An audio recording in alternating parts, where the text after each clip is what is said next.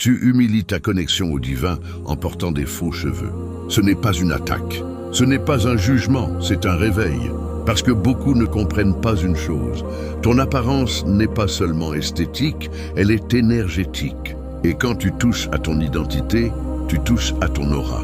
Bec, des cheveux ne sont pas juste des cheveux.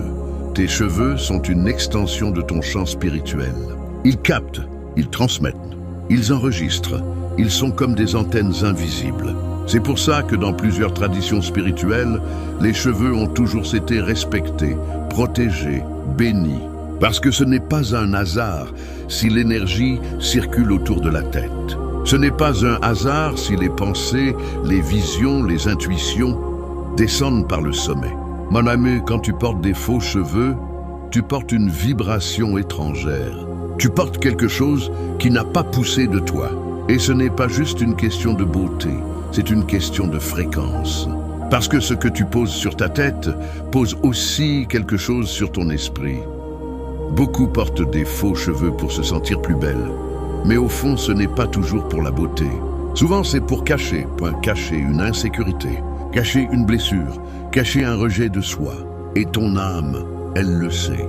Ton âme voit quand tu te modifies non pas par plaisir, mais par manque d'amour envers toi-même.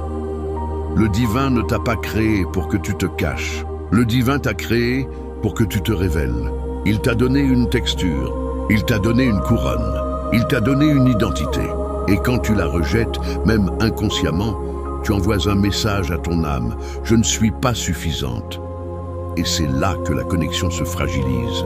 Parce que la connexion au divin est basée sur une chose, la vérité.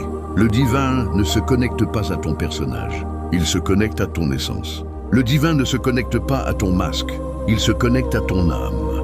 Et plus tu te caches, plus ton énergie devient confuse. Donne. Tu veux t'élever, mais tu te déconnectes. Parce que ton esprit veut monter, mais ton identité veut plaire.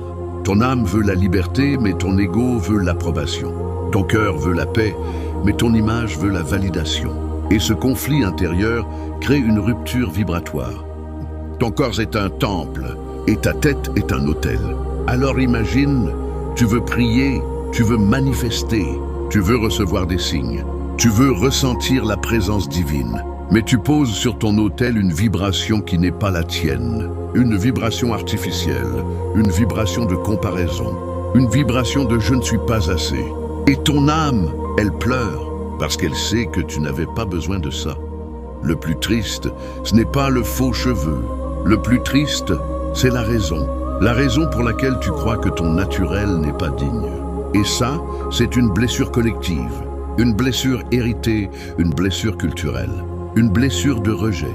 Beaucoup de femmes n'ont pas rejeté leurs cheveux par choix. Elles les ont rejetés parce qu'on leur a appris à se rejeter. Et le divin regarde ça, et il veut te guérir. Parce que ta couronne est sacrée. Ta couronne n'a pas besoin d'être copiée. Ta couronne n'a pas besoin d'être modifiée. Ta couronne n'a pas besoin d'être cachée.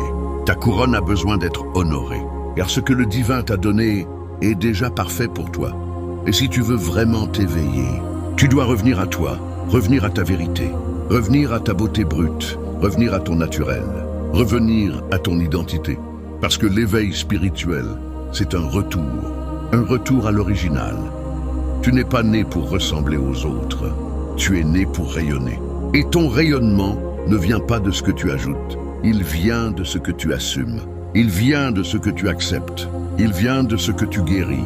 Nemandi, le divin ne t'a pas demandé d'être parfaite, il t'a demandé d'être vrai, il ne t'a pas demandé d'être validé, il t'a demandé d'être aligné.